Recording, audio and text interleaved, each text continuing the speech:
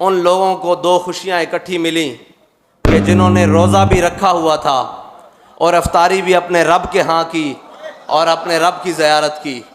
तो जिनके लिए दो खुशियाँ अल्लाह ताला ने इकट्ठी की और वह अपने ज़ख्मों पे हाथ रखे हुए अपने बहते हुए खून से जब रब की बारगाह में हाजिर हुए होंगे तो रब की रहमत ने भी जोश मारा होगा और रब के जलाल ने भी जोश मारा होगा कि कोई बात नहीं मेरे बंदो, तुम इस हाल में अपने नबी की इज़्ज़त पर पहरा देते मेरी बारगाह में आ गए हो तो मैं बड़ा जलाल वाला हूँ। मैं ये सिला रखूँगा नहीं अपने पास, दुनिया में भी दूंगा जो तुम्हारे खिलाफ खड़े रहे और आखिरत में उनका अंजाम तो वल्लाहु अज़ीज़ुन ज़ुंतकाम होगा।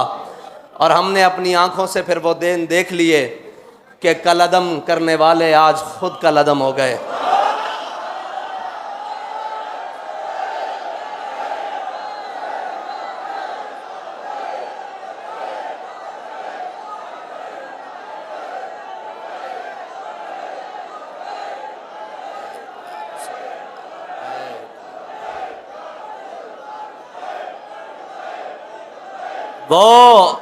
वो इक़्तिदार जिसकी खातिर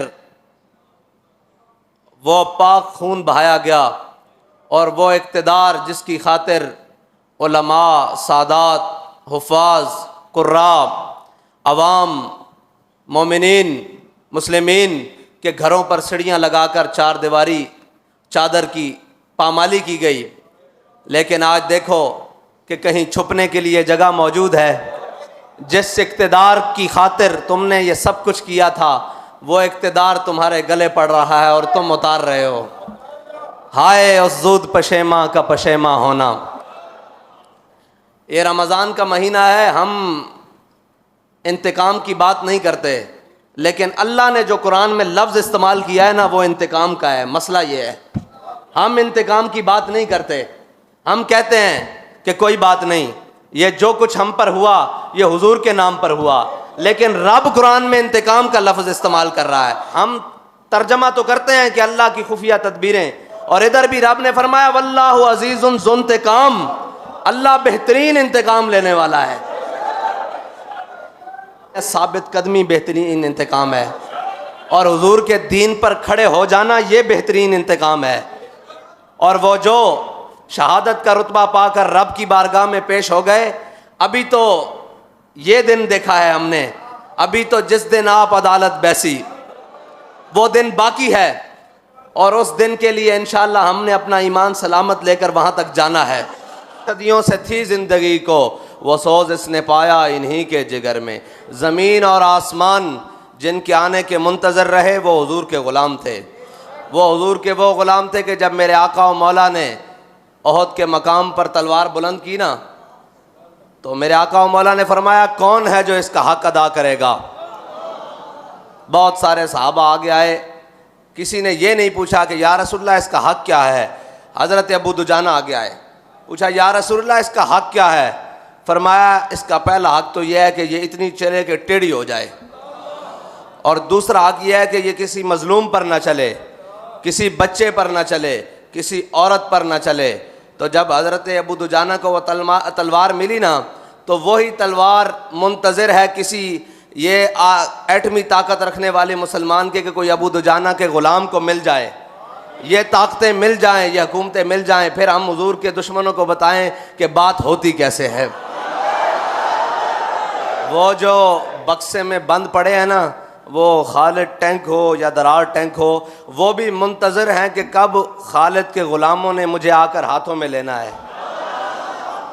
वो दरार टैंक भी मुंतज़िर है कि कब दरार बिन अज़वर के ग़ुलामों ने आके मुझे हाथ में लेना है, कि जब जोश जिहाद बढ़े तो ये नहीं कि ज़र्रा पहन लें, बल्कि ज़र्रा क्या कमीज़ भी उतार कर लड़ें।